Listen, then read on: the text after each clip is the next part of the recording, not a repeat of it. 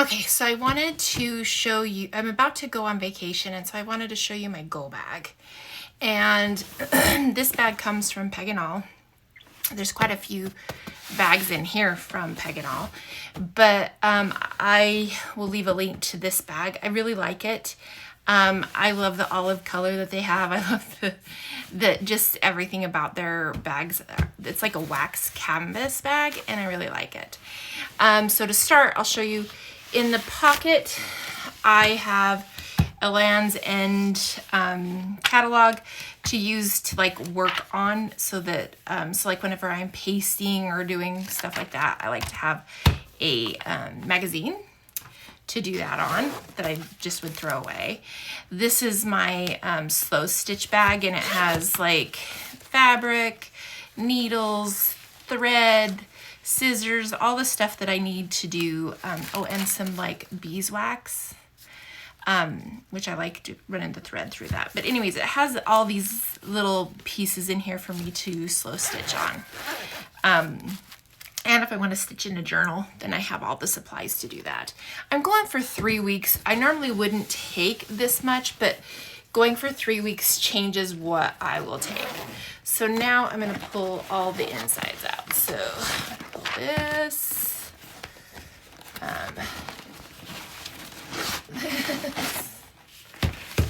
So there's quite a bit in here. I just want to be able to create whatever I want to create. So, oh, there's something in the pocket. I forgot I need it. So there's these interior pockets in here that I love, because you can stash stuff in them, as well as this outer pocket that you saw me pull out of.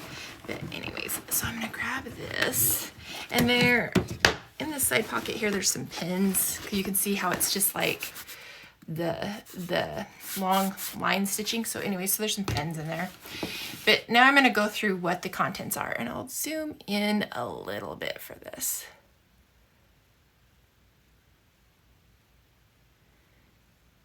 Okay.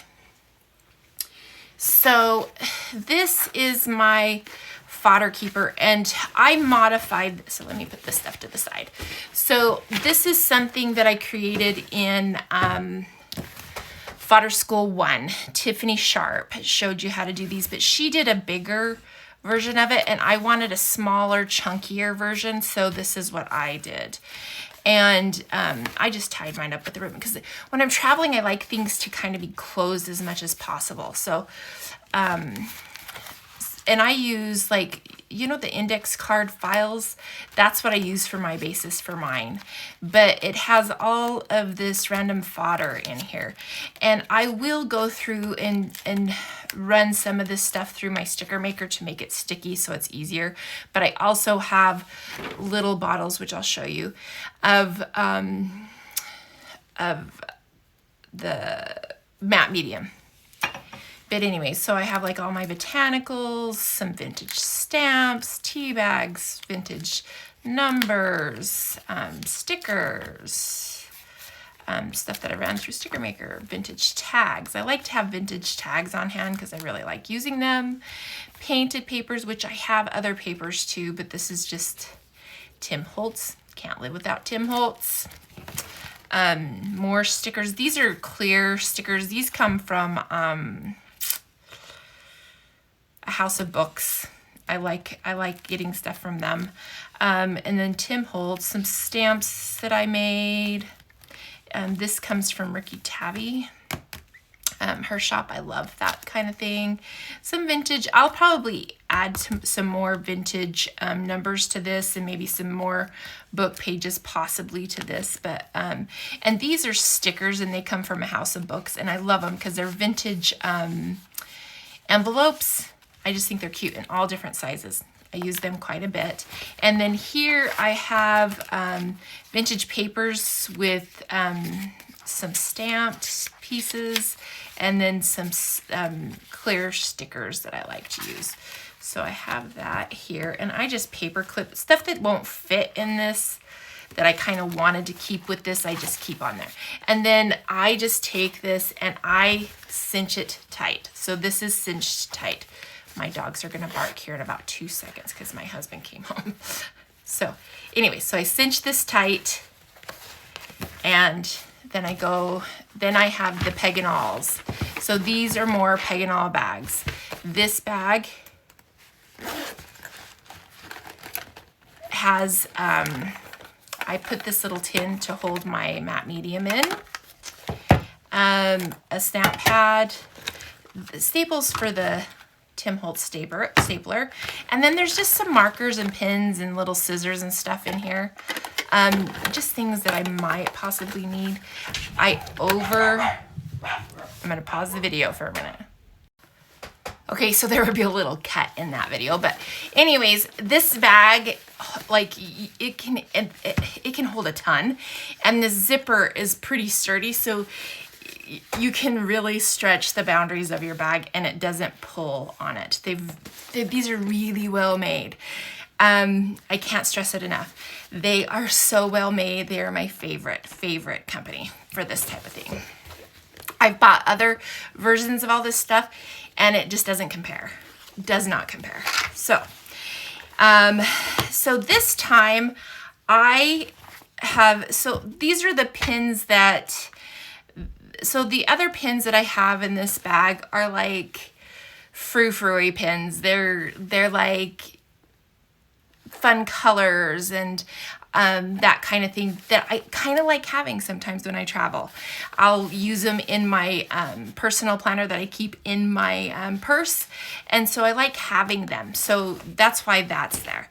But these are more of the stuff that I use when I'm creating. So I have a water brush. I have some watercolor brushes that I love. I have different pens that I like to use. I like to have a Posca, a white Posca and a black Posca pin on hand, and so that's in this bag, I think, in this one here. But I always have to have a Stabilo. I like to sketch, so I'll have some smudgers. Anyways, so, and then I have a watercolor set here. This is in a vintage tin, and this is an old set, but I like the colors in here, and so I just continue to take it, and I just refresh it when I need it, but it holds, it fits real good in here, and that's why I like taking it. Then I have in here, I have like a vintage tin with little watercolor paper. I like to travel. When I travel, I'll usually fill one tin of these watercolor papers, and they're just tiny and fun. I just like having them on hand. And then I have a sharpener for the Stabilos and a little glue thingy here, tape runner. Now here this is a new purchase. I haven't worked in this size of Peg and Awl yet. I've worked in their tiny one, and I've worked in their bigger sizes. But I thought I would, let me see what size this is. This is, it's a 3x5 journal, and I really like it. I haven't worked in it yet, but I just kind of like, when I hold the journal, I know if I'm going to like it or not. And I think it will be perfect for sketches and watercolors and just kind of whatever I decide to do. This journal here is for collaging. It's a vintage memorandum book, and I am super excited about it. So I've been playing in it a little bit. I've painted some backgrounds in here, and I've started adding some collaged pieces in here. I think in the center there's one more too. Like I love working in this book, and so I thought I would take it on vacation to do collage. So anyways, I love this because it folds, and I just keep my journals tucked right in this. And slide this. So this bag I do not take on the airplane. I pack it and I just use it while I'm on vacation. I don't like carry it around with me on the plane. It's just too much. So you've already seen this. So now this is something that Leslie Rottner teaches a class.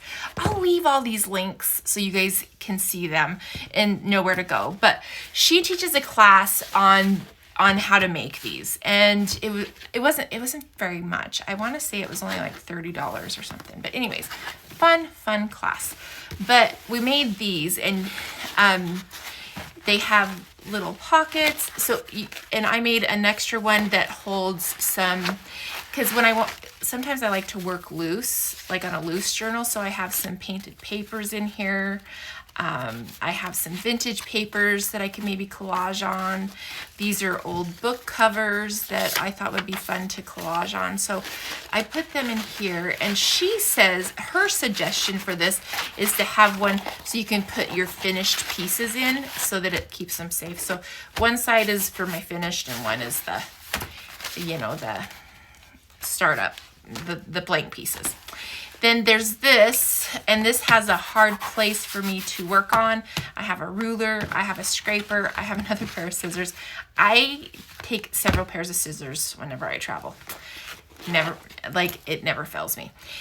I have a little bag with a glue stick. I like the Amazon glue sticks. They work really well, and you get a bunch of them, and they're a strong hold, so I really like them. When I'm gluing on fabric, I don't like to use this because it is so thick. I have paper towels and deli sheets in there. So I have a tuck of those. This is all my vintage papers. So this is all the good bits of vintage goodness in here. All my favorites. I pack my favorites. When I travel, I pack my favorites just because, it's just fun to have them with you when you travel. And so I put all of my favorite papers in here, all my favorite ledger papers, all of that. And then this has some deli printed papers. It has like this has all the painted type papers in it, because I use both, and some tea bags, that kind of thing. And then I always keep a little bag for little scraps. So that's for the tiny scraps tucked in this one. Close that up. And then they all just kind of slide in here. And it just tucks in really, really nicely. And so, it's this way. There you go.